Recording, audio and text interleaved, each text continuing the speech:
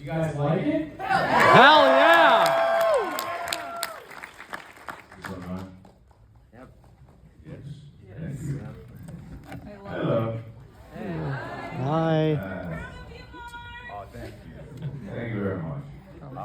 So yeah, that was Iron Lung, and I hope you enjoyed it. Great.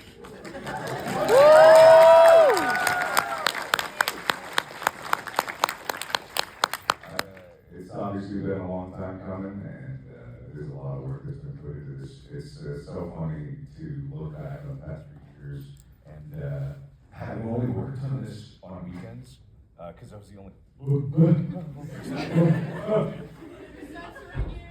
Hello. Okay, good. Yeah, I was only able to work on this on weekends because of podcasts and YouTube and Distractible. Yes, distractible. That's it. Yes. And go on. Go, I love go. Okay, good. So, stretching this out for such a long period of time as someone with ADHD working on it so sporadically, it was very difficult to constantly get back into the mindset. And as you can tell, it's a bit of a bummer sometimes. It's not the most optimistic story or universe, but it was so captivating that I had to dive right into it. So, this Q&A is not just going to be me yapping right now. I think we're going to try to feel how we do this. Well, we can start by, maybe you can explain a couple of things. Like, you've got a new one? Yeah. Excellent. How long you were in Texas? Just a moment. Yeah. You got some. Yeah, just some setup. So you've got. Worse. That's all right. I don't need it anyway. You guys can hear me. But so one of the questions that I had immediately was, so what elements of the game inspired you to want to make this into a theatrical movie? So what elements of the game led me to want to make this into a movie? The universe more than anything. As you can tell from the credits, David Szymanski is a huge part of this project, and it's his game, it's his universe. And so when I was working on it, I always wanted to respect that. And when I was playing the game, I could tell that there was so much more just beneath the surface, just on the other side of the hole. And I wanted to know so much, but part of the game and part of its appeal is to restrict you from knowing everything that's outside. And that perspective being locked inside and only being able to see through a tiny little window and the camera, it was captivating in a way that I haven't seen much before. So I thought that, okay, this is a contained idea, contained space. I think I can tackle this for a first movie. And it worked really well, those components. So taking an interactive game, what was the most riskier or the hardest thing to translate into narrative film? I mean, there's certain things about the game that are extremely specific, the coordinates, the directions, where you're going. So trying to translate that into a story's journey, like translating, like, okay, I just gotta go to these landmarks.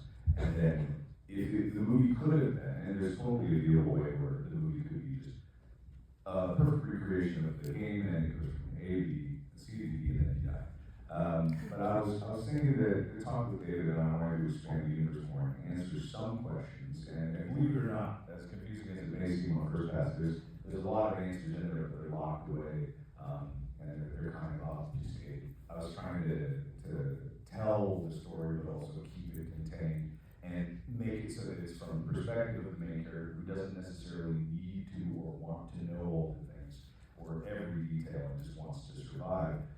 So that perspective is, even if the answers were swirling all around, he may not pay attention to it because his focus is somewhere else. So when it comes to the game's perspective, it's like, oh, I gotta get to these objectives. I don't know what's happening out there. I was just gonna go A to B and then see, and hopefully I don't die, and then he dies. And so it's kind of, translating that to screen was difficult. It's such basic but important part of the game. How do you turn that into a story? Right, and you wore a lot of hot hats in this movie. Like you were writer, director, actor, editor. I saw at the end, right? Yeah. So which of those presented the biggest challenge for you? Directing and acting at the same time. That set was crazy. So it was a box that was off the ground about 10 feet. I don't know if any of you saw my behind the scenes in the NACMA I did. You did? Yeah. But it was literally, they screwed the door shut. So they had screws every time I went down there. They screwed it shut because it was moving so violently that there couldn't be any way that if I hit the back wall and it detached, I would go flying off the set. As you can see, I went flying on it in a planned way. But if something went wrong, and nothing did, you wanted to be safe. And so it was difficult to be up there, do the performance, get in the mood where you can, and then yell cut for myself, and then go, all right, that was terrible, you have to do that again. But I couldn't even see what I was doing, because to see the monitor, I'd have to get out, unscrew, bring it down, make it safe, bring a ladder, and then I would get down and I'd go to Amy, and she had, watch playback. So thankfully Amy was there, behind the scenes, watching every scene, and was able to feed me information through the radio of what she thought I would like, what I could do differently. She would communicate with me on how to do it. So that's what made it very difficult. And my understanding is that you had, which is very unique for film, you had the special effects shop under the same, like where you were shooting? Yeah. Like it was all one building? Yeah. Like that's incredibly unique within the Hollywood system. I would imagine that made it a little easier having the special effects shop literally right in the same building where you were shooting. It did, and you would think that like, oh, the noise would be a problem, but no, it really wasn't. Everyone was able to fit their work in between the shots. It was a well-oiled machine, and the sense of camaraderie that you can get out of having everyone under the same roof and everyone seeing what's going on. They're doing their work usually, and they even talk about this. Some of the crews that make behind-the-scenes videos you can find. Jason is one of the makeup special effects artists on. They've been posting a lot of information. You can hear these perspectives of how the ability to suddenly work when you're normally in a completely different building or maybe even in a completely different state, never seeing how it's tangibly done. But in this experience, we had everyone there. And there was these little villages where they had tents with signs that they made about like this was. I forget some of the creative names they had for their departments, but everyone had their own custom department sign. They were proud of it. They had their own theme. They built their own walls because it was all just an empty space. And it was beautiful to have everyone together at the same time. It was so unique, and I think it fed the creativity, and it fed all of their work that you saw on screen there. The beautiful art that was put forward was just because everyone could see it instantly, and that's important.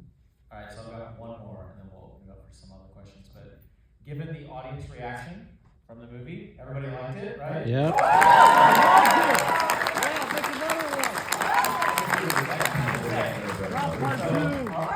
Are we going to see more Markiplier studio films?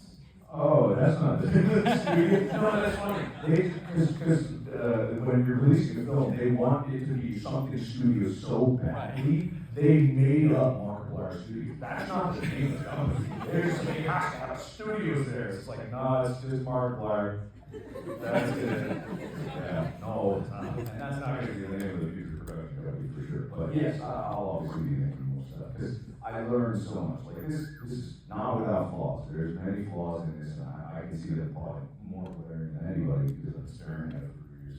But I've learned an incredible amount from this, and I've learned 3 years worth of experience on how to improve the craft. And same with doing heist in space, all those things were stepping stones, learning experiences, getting into it, and being willing to just chuck something up there. And I'm very proud of this, and I'm very proud of everyone's work. So don't think I just chuck it up there, but I won't lie. When December 5th rolled around, I was like, all right, 60 theaters sounds great. I'm good with that. And then it's 4,105 now. So what was your question?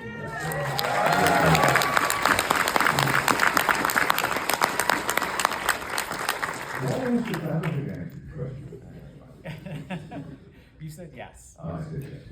Okay, how are we doing the questions here? You can point and. Dead center, yes. Hi, first of all, remarkable film. And what was the process like trying to create a story where it seems like confined to one space? You have to tell, like a show don't tell things. Like you don't know what's happening outside there, but you are able to convey in a way it's like it's hell happening out there without showing it. So how was I able to convey what was happening outside of the hole and the story was like approaching that?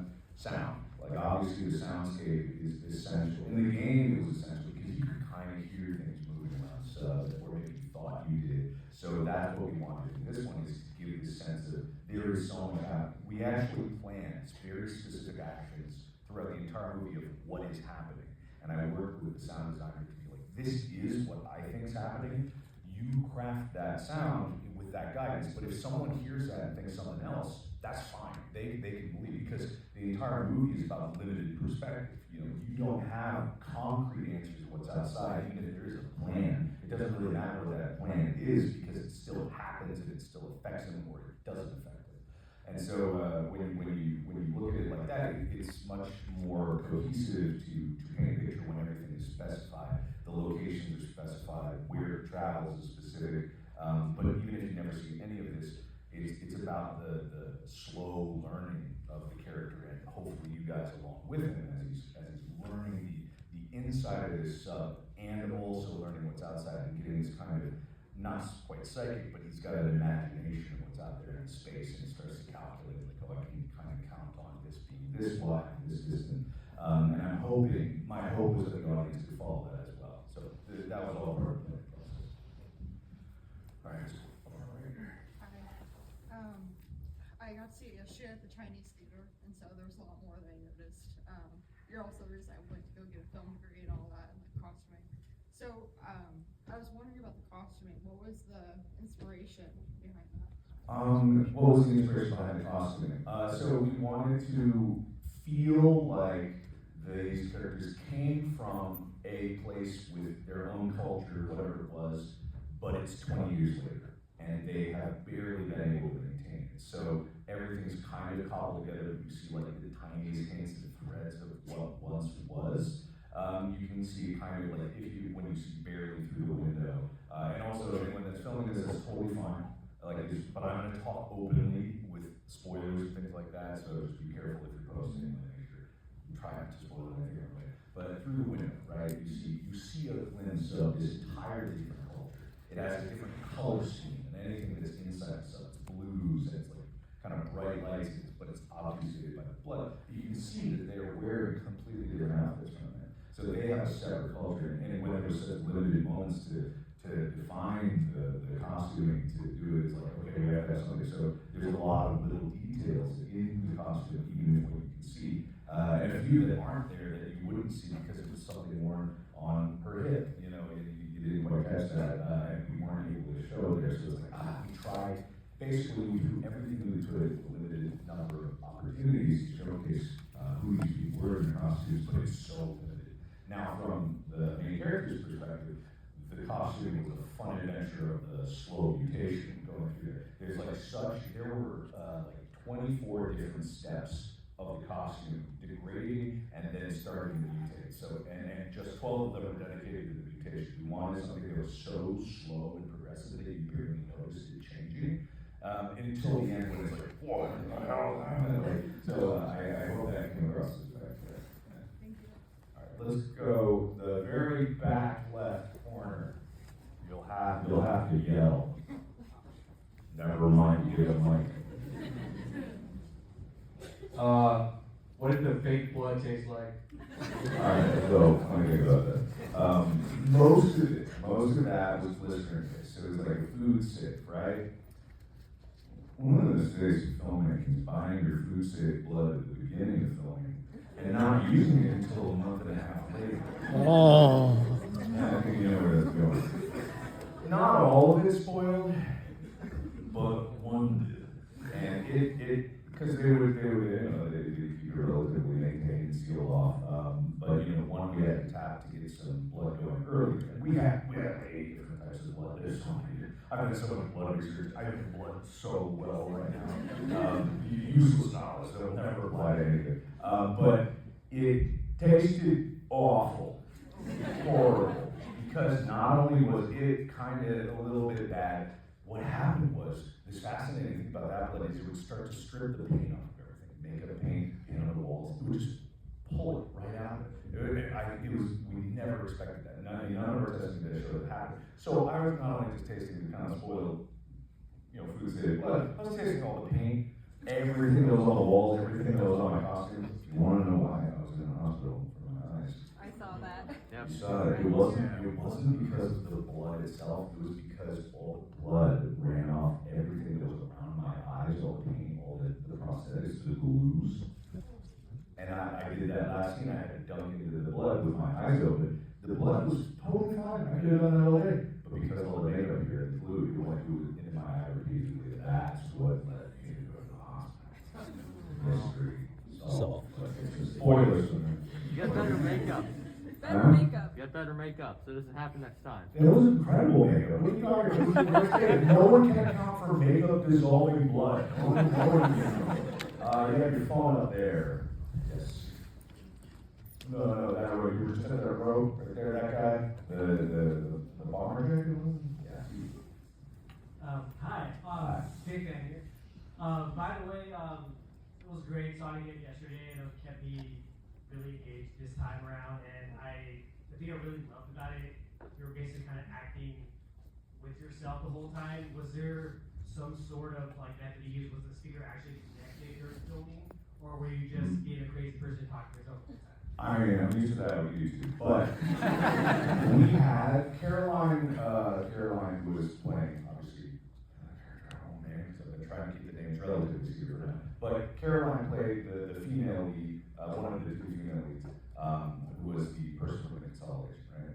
So she was actually on set. That was very important to me because I didn't want to act in a box alone the entire time. I had Caroline there who was able to have a dialogue with me. And it was fascinating because it was very real. I had an earwig in for those scenes where she was on the radio and able to talk to me. And what was crazy is the interference that was happening with her voice was almost exactly like what ended up what we made there. Like we recorded her voice and it was clean there, but what I was struggling to hear sometimes, and it really helped me get in the moment of like, I can barely hear you, I'm mishearing you. And same for her, she was barely able to hear me sometimes. We figured out the connection later, but for those scenes, I believe that many people could act in a vacuum, but me doing this, I wanted to give myself every advantage I could to get the best performance possible. For the other characters, I didn't have, it's actually funny, that character evolved quite a bit over the production. Originally, it was a bit more just a monster.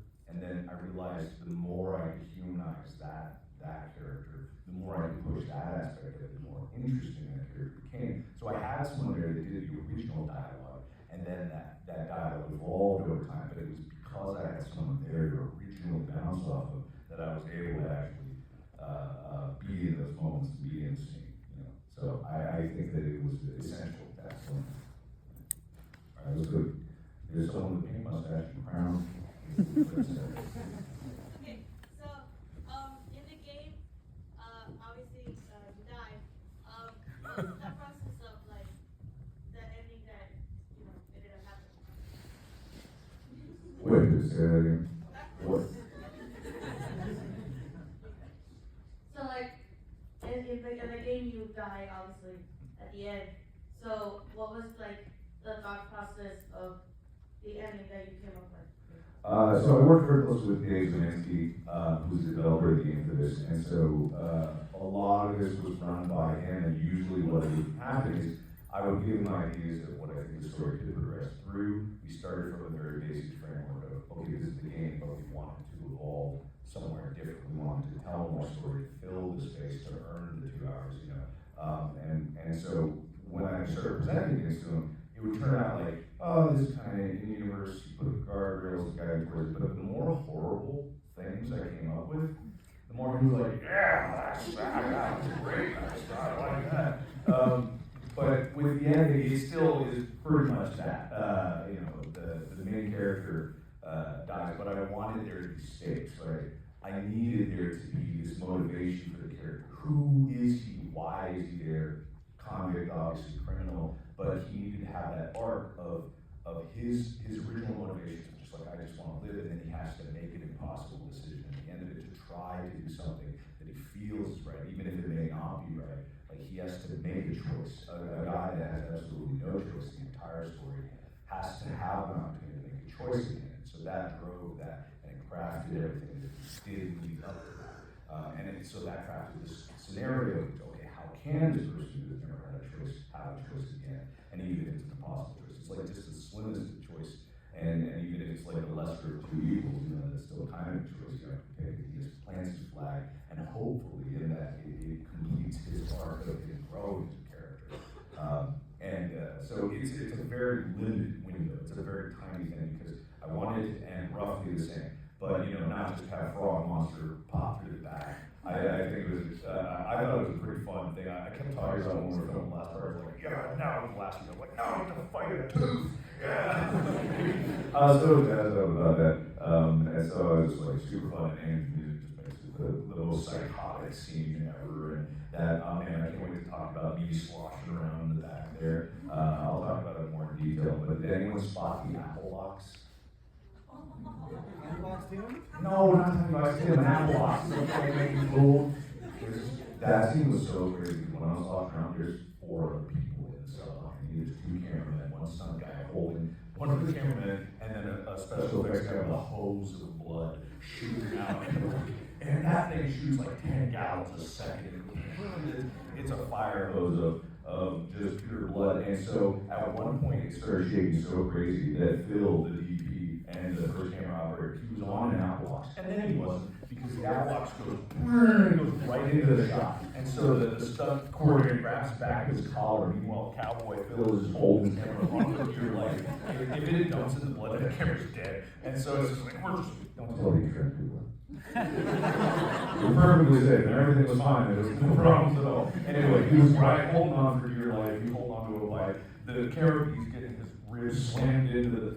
Camera bee's having a lovely time with it, did not get injured at all, but he was like banging up against the console there, and then meanwhile between his legs, especially like a half the time of his life, just blood right on me. So that is the craziest shot of the entire movie, and it's so fun.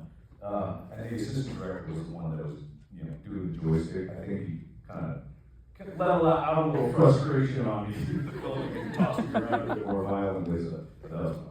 Did that answer your question? Yes. Okay, cool. Let's see. There's a gentleman in a hat in the third row back here. How long were you in the makeup chair for? It got progressively more every day because even though it's like the last 5 minutes of the movie, there's 9 stages of makeup as well. So we had like, all these costume stages, and then we had all these makeup stages. So it got progressively more from. Every day was about like 30 minutes, 45 minutes, not much, to get fully ready and matched up with like the little scrapes and stuff. But once it started getting into the bigger makeups, it got up to 3.5 hours was at the most of it. And that last week was pretty brutal because it was just, I was already exhausted. We were already working 12-hour days, and I was usually getting there early the day before. And to do that 3.5 hours, I have to get there 3.5 before I was usually there, and then do a 12-hour day. And that stuff also very difficult to get off. Takes another hour and a half, and all 4 of the makeup artists, you know, trying to scrape it off me. They get half of it. I go home, shower off the rest that I can, go to sleep, ruin the Airbnb sheets, just like absolutely. It looked like a crime scene. I loved it. But yeah, it was a long time. And I noticed that the set, while you were transforming, the set was also like the individual components like started to get distressed more and more through the whole thing.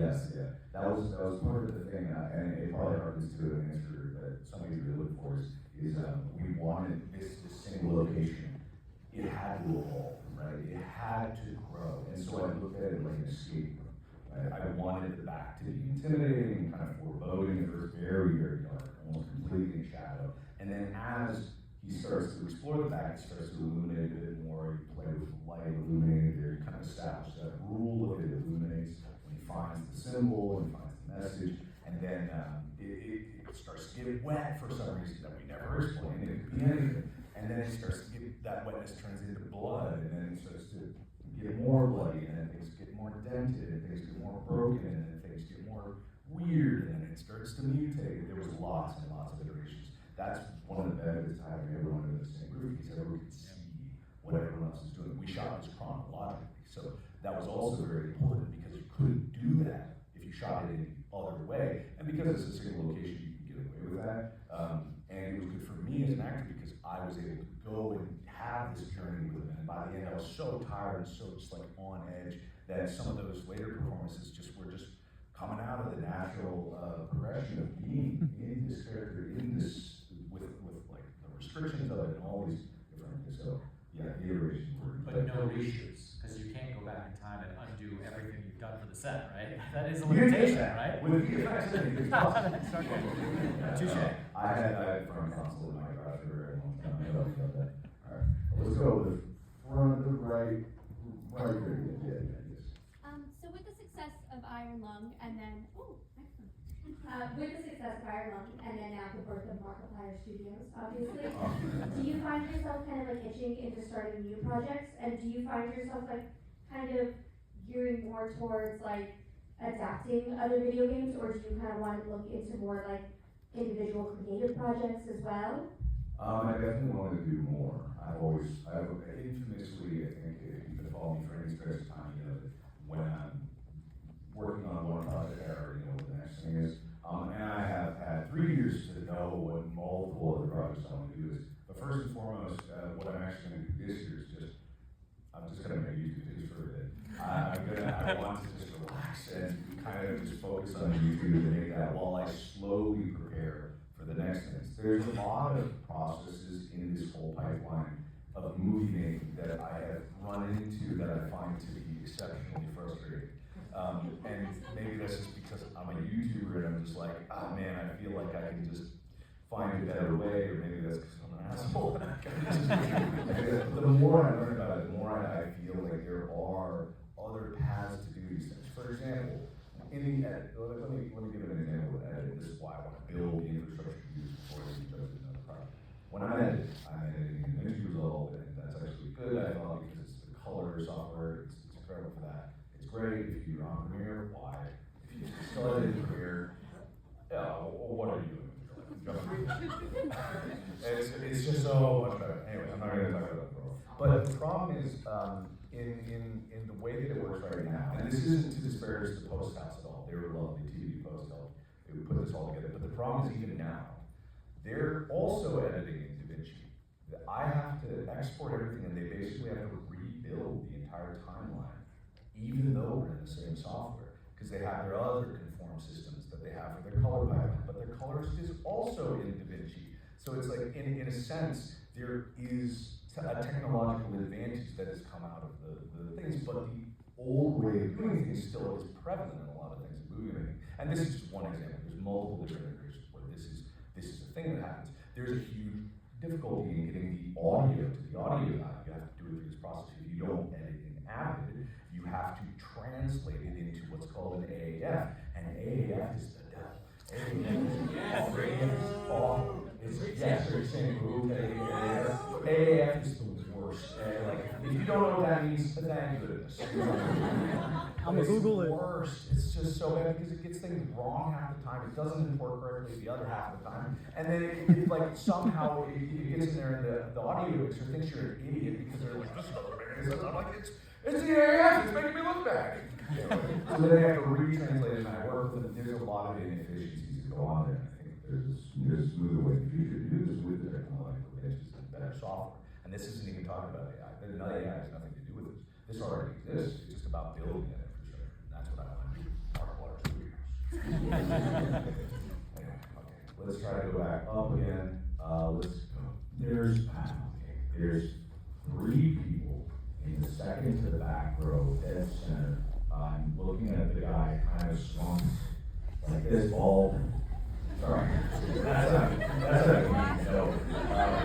You are bald, yes, or is that the shine? That's so sorry. Yeah, you.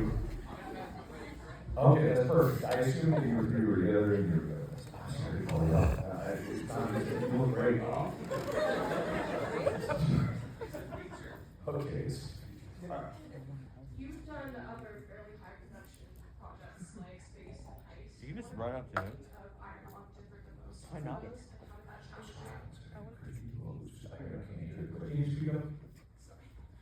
You've done other creative projects that were fairly high production, Space and Heist. What about the process of making Iron Lung differed most from those two, and how did that challenge you?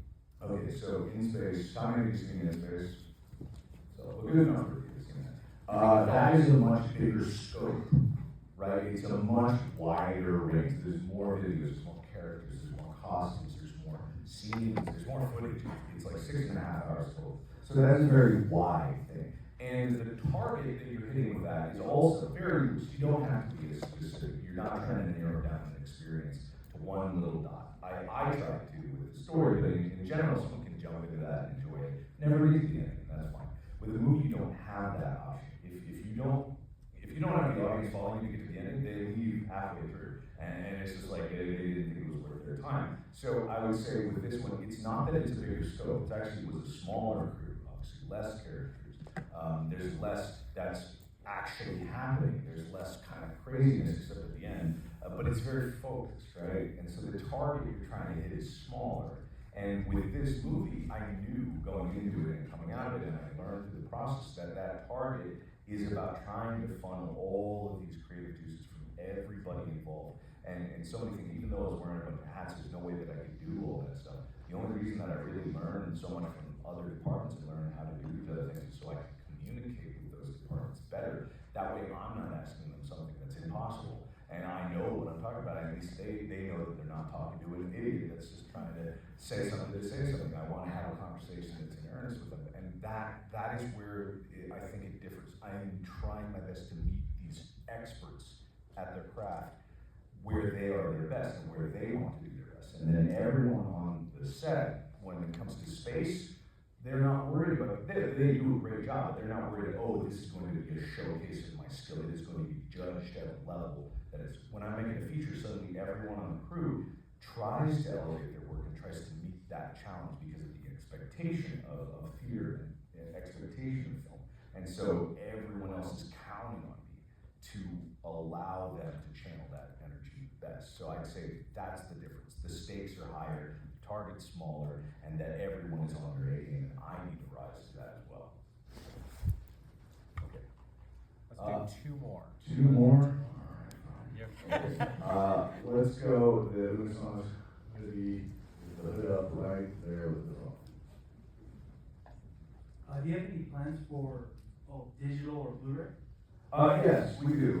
This has all been moving so fast that we actually don't really know how long it will be in theaters. We thought it was going to be a weekend, and now it's kind of starting to kick out to the second week here. That is very strange. I have never experienced this, and I won't know until I get there. But yes, I do think that physical is something that we want to do, even if I have to buy a bunch of Blu-ray burners and start cranking out the Blu-rays. I think that that's a natural progression, but I haven't had those conversations because I've been so busy with conversations, just getting in theaters at all.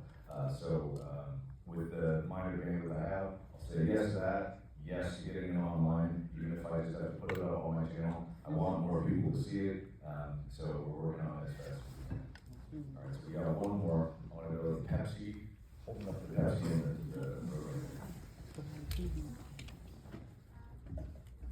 Thank you. So, I'm someone who didn't actually watch any playthrough of Iron Lung before coming into this, and I found it to be quite an interesting experience trying to figure things out along with the character. I'm wondering, what do you personally think is better for anyone who's planning to watch the movie and hasn't watched the playthrough yet?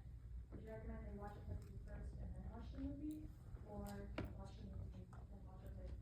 I try to make it good for either. I think if you played the game, and there are probably other people that have seen the game or played the game that know there are some direct nods to it. The fire is a direct nod to the game. But I wanted to mix things up a little bit. In the game, you get an eyeball. In the camera, in the movie,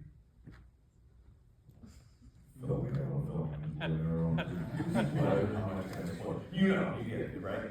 I wanted to mix things up a little bit, try to play with expectations, but still do the things that happen in the game, but you don't need to know that. Like the part where it kind of like bumps and goes forward, that's in the game, but it's also not really it. It's kind of one of the game's mysteries. It's just like, how did I get here? And so with him going, how did I get here? It's kind of the thing where it does affect the story, but it doesn't change the viewing experience, right? It happens at a different moment. It's an homage to the game, and there's many things we wanted to do that represented the game's unique moments like that. But in the end, you know, if you didn't play the game by the time the lore update comes out, you don't know who these factions are because it was never even said. You don't know that there's another sub here because it wasn't said. If you play the game, you might know that there's something else out there. The ending is obviously different, but it's still kind of homage to how it went. And so I don't think that it really matters. I feel like if you play the game and enjoy the game, I hope that you get more experience, like a better experience out of it. But I don't think it would be that much different than yours. If you enjoyed it, then I think that that's all that matters. Okay, good. All right. Oh, tell me how. I think it is, so we have one more thing to do. Yes. One more thing, but before we talk about blood buckets, that Mark asked us to create, and we've done as a good a job as we can to go ahead and get as many people this. We have some people in here that did the 3D printing of the buckets, right? Can you guys hold up your, all right?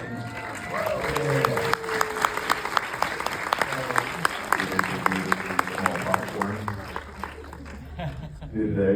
They did. Okay. They did. They all got their popcorn. So Mark has some that we finished at Regal that we're gonna go ahead and give away. So we have 4 of them, I think we're gonna give away. Four. And we have pre-drawn seats, so you all have your seat numbers, and we'll go ahead and if I can get the seat numbers out here. Do you want to call out who wins? Yeah, sure. I think one of them is mine. Okay, we have A10. Right here. Oh, right there. Oh, Wow. Oh, Right A10. in front.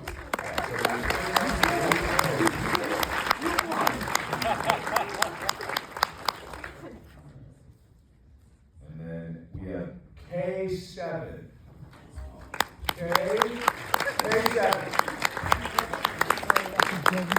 K10, K7. We're making the bucket runners run so far.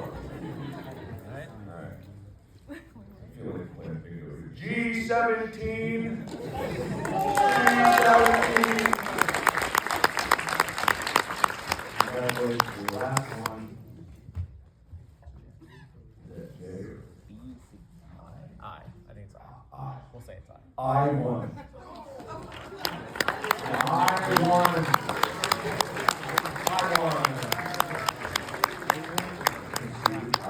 Right? I like that. Well, anyway, that is all. Thank you so much for joining. And remember, like, even though we talked. my bucket?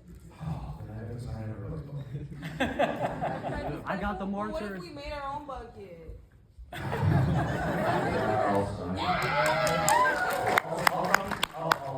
I'll find you. I'm right here. You don't have to walk I'll by. find all of you where it was.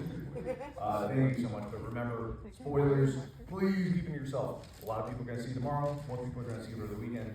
You can talk about it. You can post these videos, but just please mark it with spoilers. Try to trim out the things that are super spoilery. I want you to be able to share. But if I was a better social media person, I'd be like, yeah, sure, I don't care. But I really want everyone to have an experience coming into this as blind as possible. I want them to see it with big expectations, low expectations. I want them to come without any bias coming into this and as little spoiler as possible. If you can't help it, you can't help it. But try your best. And tell everybody, it opens on Friday, so bring everybody back to Regal. Watch Iron Lung. Well, what about Thursday? Thursdays are early screenings, so if you haven't seen the movie yet, everyone does it. Everyone does it. If every movie theater does that, then that's the opening day. Why is there a Friday if it happens on Thursday? That's cheating. It's cheating. Gospel. That's cheating. Everyone